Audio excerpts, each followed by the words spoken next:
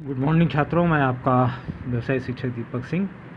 Paper number 3 basic electronics में मैं कल आपको कुछ बता रहा था और उस वीडियो को आप ज़रूर सुन लें। इसमें और इम्पॉर्टेंट 4 नंबर के क्वेश्चन में जैसे कैपेसिटर का सिद्धांत और कैपेसिटर किन किन बातों पर निर्भर करता है ये मैंने बताया। लाउड स्पीकर का सिद्धांत बताना था, माइक्रोफोन लाउड स्पीकर का। और अग्र अभिनत से आप उत्क्रम अभिनव से आप क्या समझते हैं पीएन संधि में, इसके कार्य को समझाएं। इसको हम लोग देख लेते हैं। बहुत शॉर्ट में, बहुत आसान भी है। और इसके साथ 2 नंबर वाले प्रश्न भी हमने आपको बताए थे। क्वार्टर होल्ड क्या होता है, ध्वनि तरंगों का वर्गीकरण, हेडफोन के कार्य तथा गुण बता दीजिए। रिमोट कंट्रोल शायद इसमें नहीं है, 4th पेपर में है। और शक्ति तथा ऊर्जा में क्या संबंध है। तो आइए देखते हैं हम कि लाउड स्पीकर और माइक्रोफोन। लाउड स्पीकर तो सीधे सीधे आप जान लीजिए कि लाउड स्पीकर और माइक्रोफोन जुड़े हुए हैं। माइक्रोफोन में जब कोई आप आवाज़ ध्वनि सिग्नल देते हैं तो वो इलेक्ट्रॉनिक सिग्नल को बदल के लाउड स्पीकर को देता है, और लाउड स्पीकर वही इलेक्ट्रॉनिक सिग्नल को ध्वनि सिग्नल में बदल देता है। तो इनका सिद्धांत तो यही है। और लाउड स्पीकर के जो है 2 प्रकार के होते हैं, चुंबकीय और डायनेमिक लाउड स्पीकर। और लाउड स्पीकर की संरचना में ज़्यादातर जो भाग होते हैं, अस्थाई चुंबक, वॉइस का कॉइल, स्पाइडर, पेपर कोन, फ्लेक्सिबल फास्टिंग केस या बॉडी, और डस्ट कवर। डस्ट कवर का मतलब वही ये धूल को रोकने के लिए लगा रहता है, ये आपने देखा होगा। और आगे बढ़ते हैं हम। तो ये देखिए आपका यूनिट लाउड स्पीकर किसे कहते हैं। तो ये उन आम सभाओं में जो आप देखते होंगे तो वो लाउड स्पीकर होते हैं, उन्हें हम श्रोताओं को सुनने के लिए ज़्यादा से ज़्यादा आम सभा में पहुंचाया जा सके। तो ऐसे इसमें एम्पलीफायर तथा लाउड स्पीकर दोनों की आवश्यकता होती है। एम्पलीफायर मतलब कोई भी सिग्नल को बढ़ा देना, एम्पलीफाई करना। तो ये यूनिट लाउड स्पीकर कहलाता है। इसमें कई प्रकार के होते हैं, प्रेशर यूनिट, और फिर आपका हॉर्न वाला आप लोगों ने अक्सर गांव में इस तरह का देखा होगा। मैं पीडीएफ में भी मैंने आपको दे दिया है, प्रेशर यूनिट और हॉर्न वाला। ये हॉर्न का है आपका, ऐसा आप देखते होंगे अक्सर। तो हॉर्न का रहता है, ये उच्च गति वाली ध्वनि तरंगों में परिवर्तित कर देता है, ध्वनि तरंगें उच्च गति की। तो उसके बाद बूफर क्या होता है, ये एक विशेष प्रकार का लाउड स्पीकर होता है जो संगीत की न्यूनतम फ्रीक्वेंसी को, जो कम से कम संगीत की कोई फ्रीक्वेंसी होगी तो उसकी भी ध्वनि को अच्छी तरह से ये उत्पन्न करता है। तो ट्विटर क्या है, ये भी साउंड सिस्टम में प्रयोग किया जाता है। ये लाउड स्पीकर है जो संगीत की अधिकतम 3 किलो हर्ट्ज से 15 किलो हर्ट्ज, मतलब ठीक उल्टा है। बूफर और ट्विटर एक दूसरे के अपोजिट है। बूफर न्यूनतम फ्रीक्वेंसी को बड़ा कर देगा, और ट्विटर जो है जो सब की अधिकतम फ्रीक्वेंसी को अच्छी तरह से उत्पन्न कर देगा, 3 किलो हर्ट्ज से 15 किलो हर्ट्ज तक की। तो ये छोटे छोटे सवाल हैं, एक एक नंबर के भी हो सकते हैं और बड़े भी होते हैं। स्टीरियोफोनिक ध्वनि क्या है, तो स्टीरियोफोनिक ध्वनि ग्रीक भाषा से लिया गया शब्द है। स्टीरियो का अर्थ होता है सॉलिड और फोनिक का अर्थ होता है ध्वनि।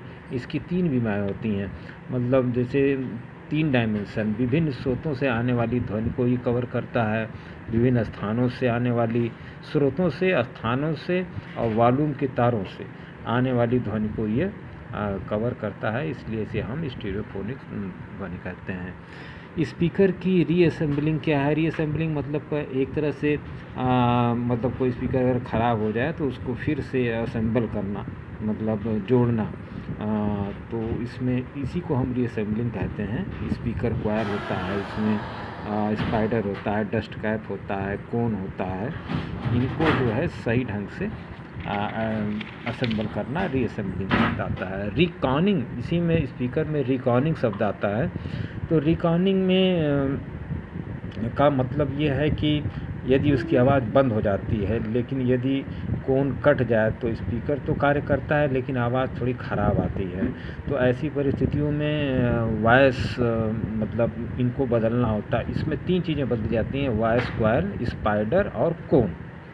वायर, देखिए यहाँ लिखा है वायस, क्वायल और स्पाइडर, इन तीनों को बदलना होता है। इसके लिए आपको ज़रूरत होती है वही तेज़धार चाकू, कैंची, चिपकाने वाला पदार्थ और गोल डंडा, ब्लेड, कनेक्शन वायर। तो इसी को हम रिकॉर्डिंग कहते हैं, स्पीकर की रिकॉर्डिंग करना स्पीकर को। तो इसमें तीन ही चीज़ ख़राब होती हैं, उनको आपको। हेडफोन को मैंने आपको दिया है कि यह अस्थाई चुंबक से, इसका देखिए है संरचना कि इसमें एक अस्थाई क्षण चुंबक होता है। यल आकार की दो नरम लोहे की योक्स पर ये लगाई जाती हैं। योक्स को चुंबक के अलग अलग सिरों पर कस दिया जाता है, और जैसा कि चित्र में आपको दिया हुआ है। और हेडफोन इम्पीडेंस इसका अधिक होता है, 200 ओम से 2000 ओम तक होता है इम्पीडेंस, जो कि बहुत ही यूज़फुल होता है सर्किट के लिए। और एक समय में इसमें एक ही आदमी इसको सुन सकता है। और इसका टेलीफोन, वायरलेस उपकरणों में इसका उपयोग किया जाता है। अगर आप चित्र बना देते हैं, कुछ लिखते भी हैं हेडफोन के बारे में। परिचय, AF तरंगों की ध्वनि का यह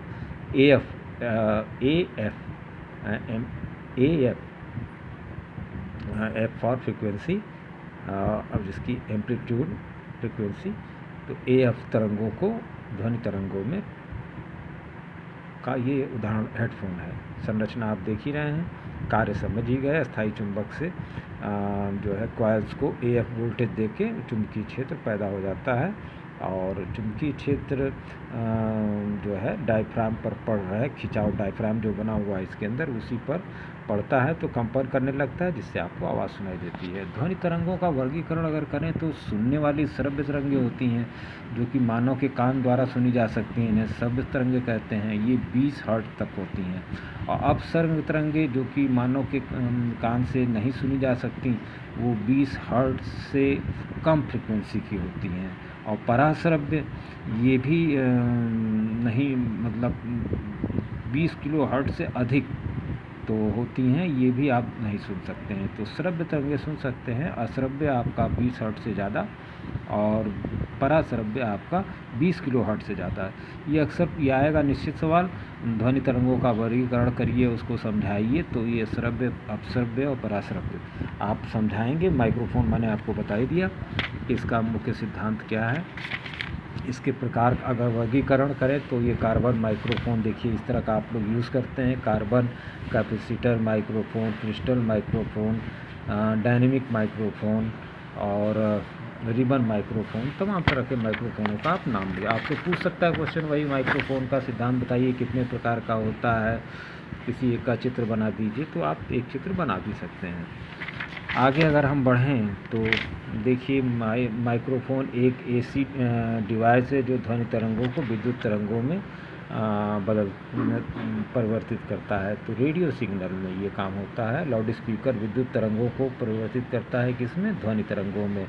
एक ऐसा स्पीकर जो 5 से 15 के बीच संगीत फ्रिक्वेंसी को परिवर्तित करता है। ट्विटर ही एक ऐसा है जो कि बड़े चीज़ को और आराम से आपके कान के सुनने लायक बना देता है।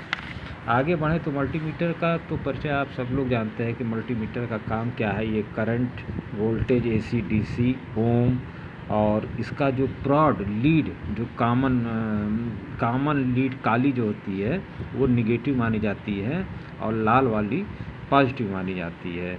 तो इसे लाल में लगा के और काला वाला लगा के इसकी रीडिंग लिया जाता है। मल्टीमीटर का कार्य यही है कि यह AC current, DC voltage, DC current अपना 1.5 वोल्ट का जो आपका है उसको आप चेक कर सकते हैं।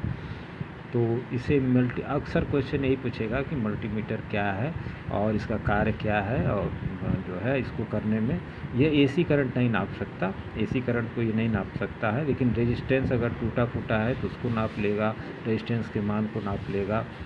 लेकिन AC करंट में यह तो AC करंट नहीं, इसमें सावधानियाँ देखिए। AC करंट 200 ये नापता है, ये वोल्टेज AC DC दोनों। तो AC करंट में आप कहीं 220 में लगा रहे हैं तो थोड़ा सा सावधानी पूर्वक, ये सावधानियाँ हैं कि इसमें आप सावधानियाँ क्या बरतेंगे। उसके बाद हम थोड़ा फास्ट ही बढ़ने की कोशिश कर रहे हैं छात्रों, क्योंकि वीडियो लंबा नहीं करना चाहता मैं, और इम्पोर्टेंस को मैं कवर कर रहा हूँ।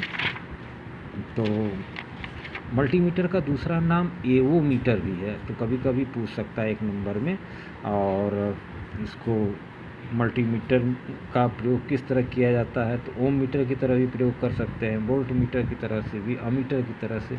मल्टीमीटर का आप तीनों तरह से प्रयोग कर सकते हैं। अर्धचालक क्या है, तो चालक जिसमें धारा का प्रवाह हो जाता है, इलेक्ट्रॉन जो है फ्री रहते हैं उसके अंदर, उसे चालक कहते हैं। अचालक जिसके बाहरी कक्षा पे परमाणु की कोई इलेक्ट्रॉन फ्री नहीं रहता, वो अचालक हो जाता है, जैसे लकड़ी है, चालक में लोहा है। अर्धचालक उसे कहते हैं जिसमें धारा रुक रुक के बहती है और ये इसमें कम मुक्त इलेक्ट्रॉन पाए जाते हैं। इसमें दो प्रकार का होता है, निज और बाह्य। तो निज में सिलिकॉन और जर्मेनियम आते हैं जो शुद्ध रूप से हमें मिलते हैं। और इनके देखिए आप इस तरह से आप चित्र भी बना सकते हैं कि 4-4 इलेक्ट्रॉन सहसंयोजक बंद, केमिस्ट्री याद करिए हाई स्कूल की।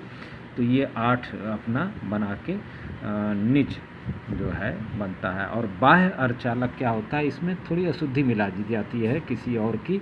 जर्मेनियम सिलिकॉन में क्योंकि 4 है तो 5 और 3 वाला मिला दिया जाता है। तो 5 पाया जाता है आर्सेनिक में और 3 संयोजकता वाला पाया जाता है एल्युमिनियम। तो 2 तरह का आपका चीज़ बनेगा। देखिए यहाँ कैसे बनता है, एन टाइप मतलब इसमें 5 वाला आपने मिला दिया, 5 संयोजकता वाला पदार्थ जैसे आर्सेनिक मिला दिया। तो देखिए यहाँ पर ये 2-2 ठो तो बना लेगा लेकिन एक फ्री रहेगा, फ्री इलेक्ट्रॉन होगा, तो ये एन टाइप कहा जाएगा इसको।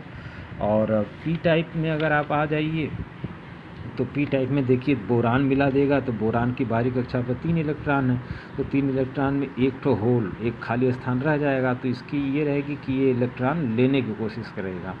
तो ये होल को कोटर बोलते हैं और पॉजिटिव रहता है, अक्सर एक नंबर में 100 आप पूछ लेता है। तो ये अशुद्धि इसके अंदर बोरान, पी टाइप में बोरान मिला देते हैं और इसमें आर्सेनिक मिला देते हैं एन टाइप में। तो यही जो है पी एन अर्धचालकों की चालकता किस पर निर्भर करती है, ताप बढ़ने से ये अर्धचालक बढ़ेगा। तो ठीक है, पी एन संधि आपको समझ में आ गई। और पी एन और इसके बाद पी टाइप में देखिए सवाल इस तरह से है कि पी टाइप अर्धचालक में कौन सा रहेगा, तो इलेक्ट्रॉन रहेगा। और एन टाइप में कौन सा रहेगा, वही कोटर पॉजिटिव होल रहेगा। तो इस तरह से आप फिर आ जाते हैं हम तापायनिक उत्सर्जन। जैसा कि नाम है, इसको एडिशन प्रभाव भी कहा जाता है। ताप के अगर आप जैसे आपके घर में बल्ब है तो उसमें आप ताप धन आयन, मतलब अगर ताप देते हैं घर में बल्ब वो वाला लगा के पुराना वाला, तो उसके अंदर आयन निकलता है, तो वही आयन हमको चमकता है तो हमें रोशनी महसूस होती है। तो तापायनिक उत्सर्जन को आप इसी तरह से कह सकते हैं कि अगर धातु के ताप के प्रभाव से धातु से निकलने वाले इलेक्ट्रॉन को तापायन कहते हैं, तथा ताप के प्रभाव से जो है इलेक्ट्रॉनों के बाहर निकलने की यह घटना तापायनिक उत्सर्जन कहलाती है। इसका नाम एडिशन प्रभाव भी पड़ा है, आप यहाँ पर चाहें तो इस चित्र में इसको देख सकते हैं। प्लेट ऊपर है और नीचे फिलामेंट है, तो इलेक्ट्रॉन देगा, प्लेट ऊपर पॉजिटिव रहती है और वो पॉजिटिव बैटरी से जुड़ी रहती है, धारा का प्रवाह इसके अंदर होता है। इसी को हम तापायनिक उत्सर्जन कहते हैं। एक लाइन में ये हो गया। और आगे अगर हम देखें तो पी एन संधि डायोड क्या होता है, जब पी प्रकार के अर्धचालक को हम एन प्रकार के अर्धचालक के साथ जोड़ते हैं तो देखिए बीच में अवक्षय पर बनती है और इसी को हम पी एन संधि कहते हैं। तो ये इसमें देखिए प्लस माइनस दोनों संधि में रहता है कण, और पी टाइप और एन टाइप ये, और इसका प्रतीक चिन्ह जो है डायोड, पी एन संधि डायोड का ये हुआ आपका। और आगे बढ़ें तो इसी को आप देखें अग्र अवनत, 2 प्रकार का हुआ। अग्र अवनत मतलब फॉरवर्ड बायस, तो जब P से P को जोड़ दीजिए और N से N को जोड़ दीजिए। देखिए PN संधि यहाँ है, P से P, यही सर्किट नहीं बनाना है आपको, P से P को जोड़ दीजिए, N से N को जोड़ दीजिए। तो इसमें P है, इधर P है, तो धन धन को प्रतिकर्षित करेगा तो धन इधर चलने लगेगा, ऋण इधर चलने लगेगा। तो ये इलेक्ट्रॉन का प्रवाह इधर होगा और इलेक्ट्रॉन के प्रवाह के विपरीत दिशा को हम धारा कहते हैं। तो धारा ऊपर की तरफ बहने लगेगी, इसे हम फॉरवर्ड बायस कहेंगे।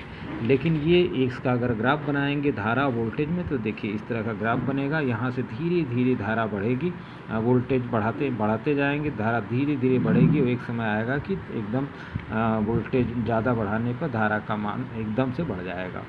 और इसी को उत्क्रम अभिनत में अगर आपसे पूछ लिया कि उत्क्रम अभिनत में परिपथ बनाइए, तो पी एन संधि को पी को एन से जोड़ दीजिए और एन को पी से जोड़ दीजिए, ये आपका उत्क्रम अभिनय हो गया। और इसका ग्राफ आप उधर बनाएंगे, माइनस में जाएगा, तो इधर आप कितना हो वोल्टेज बढ़ाते जा रहे हैं और एक समय ऐसा आएगा कि उस वोल्टेज पर धारा एकदम से बढ़ जाएगी, उसी को हम भंजक वोल्टेज भी कहते हैं। तो दो प्रकार का है ये पी एन संधि जो है अग्र अभिनत और उत्क्रम अभिनत, ये पूछता है आपसे। और इसे हम इसका उपयोग बहुत अच्छा करते हैं। पी एन संधि का उपयोग आप बैटरी इन्वर्टर में करते हैं। पूर्ण तरंग दिष्टकारी, देखिए यहाँ पर पूर्ण तरंग दिष्टकारी का चित्र आपको बनाया है कि एक ट्रांसफार्मर लगाया स्टेप डाउन, इसके अंदर जो है आपको मैंने आप पीछे बताया भी है पिछले वीडियो में, आप देखिए इस तरह से लगाया और यहाँ आउटपुट वोल्टेज लिया। ये आपके मोबाइल में आपके है ये सर्किट, और इससे देखिए एसी से डीसी फुल डीसी बन रही है। अगर यहीं आप एक डायोड लगाते हैं तो अर्ध तरंग दिष्टकारी इसको कहा जाएगा। ट्रांसफार्मर वही रहेगा और आउटपुट में आपको देखिए आधी डीसी, ग्राफ में आधी डीसी इस तरह से प्राप्त होगी।